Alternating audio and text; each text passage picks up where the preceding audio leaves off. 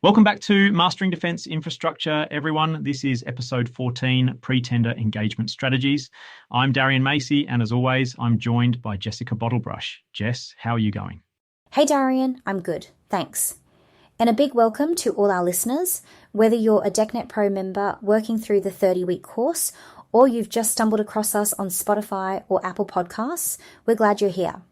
Absolutely. And before we dive in, let's do a quick recap. We're in phase 3 of the course, business development and market positioning. So if you've been following along, you'll remember week 11 was all about the sales funnel and relationship audits. Week 12 focused on brand building and outreach. And last week, week 13, we covered post-submission follow-up. It's all about building momentum before you even see a tender document. Yeah, and today we're taking that a step further, looking at how you can actually shape opportunities before the tender even drops. Because in defence contracting, the smartest business don't wait for the tender, they help shape it. So Darian, let's start with the basics. What exactly is pre-tender market sounding? I feel like it's one of those terms that gets thrown around a lot, but not everyone's clear on what it actually means in defence infrastructure. Yeah, good question. Market sounding is basically a structured way for defence or any government agency really to test the waters before they put out a formal request for tender. They'll reach out to industry, maybe through an RFI, a survey, or even a one-on-one chat and say, hey, we're thinking about this project. What do you reckon? It's a chance for them to refine the project and for you as a supplier to get early intel and maybe even influence the direction a bit. And the stats back it up, right? I mean, studies show that firms who get involved before the tender is released can boost their win rates by up to 20%. That's not just a little edge. That's a massive difference in a competitive market. Yeah, it's huge. And honestly, from my own experience, back when I was at Aurecon, we had this one defence project where we started building relationships months before the RFT came out.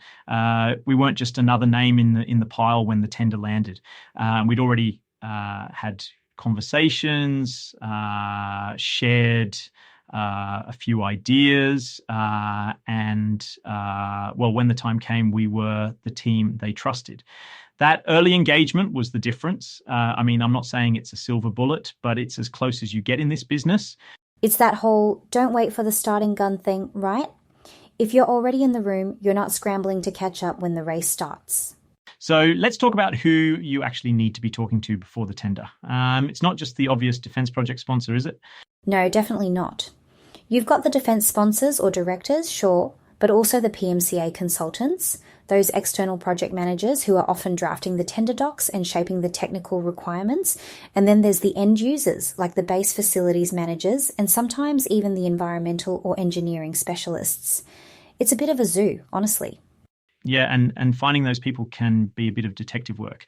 I always say start with what's public, Ostender, press releases, even LinkedIn. I've lost count of the times I've found a key contact just by searching for the project name and seeing who pops up with the right title. And don't underestimate the power of a warm intro. If someone in your network knows the PMCA or the base manager, that's gold. Totally. I had a project up in regional Queensland where honestly the breakthrough came from a single LinkedIn message. I'd seen a PMCA consultant post about a similar project, so I reached out and next thing you know, I was invited to a project briefing that wasn't even on my radar. Sometimes it's just about being brave enough to make that first contact. And once you've got those names, map them out. Who's got the real influence, who's just an admin contact. Prioritize your energy and always respect the protocols. Defense people are used to industry reaching out, but you've got to play by the rules. If they say use the official channel, you use the official channel. No shortcuts. Yeah, and keep a log of your outreach. It's not just about being organised, it stops you from accidentally spamming the same person from 3 different directions. Plus, it helps you see what's working and what's not. Alright, so you've made contact, now what? How do you actually make an impact without coming off as, pushy or self-serving? This is where a lot of people get it wrong. The key is to be professional, persistent, but always value-driven. When you reach out, whether it's an email or a phone call, keep it short, polite, and focus on what you can offer, not just what you want. Like, we've got some insights from similar projects. Happy to share if it's useful. Not tell me everything about your project.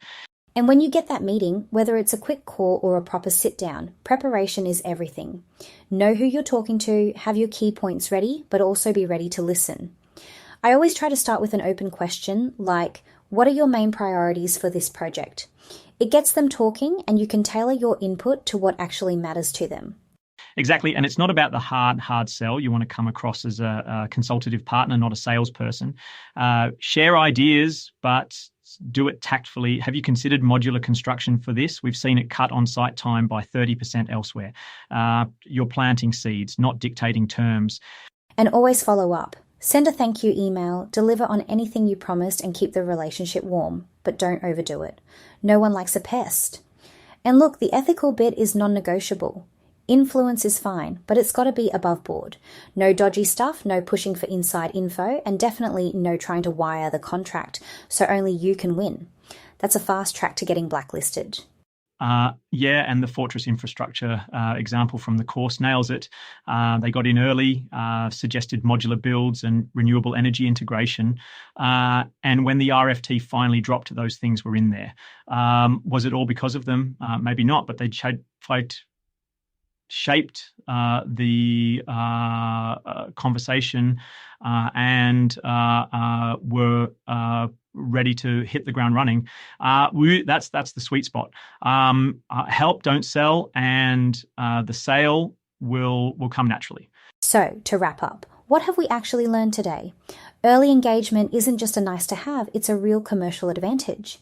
If you're proactive, you get the intel, you build trust, and you might even help shape the project in ways that play to your strengths. But you've got to do it ethically and professionally.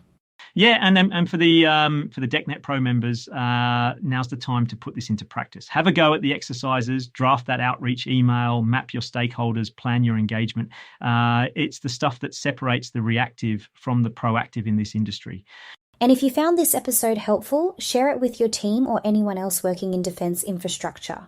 We're always keen for feedback too. Drop us a comment or shoot us an email if you've got thoughts or questions. All right, Jess, thanks for another great chat. And thanks to everyone for tuning in.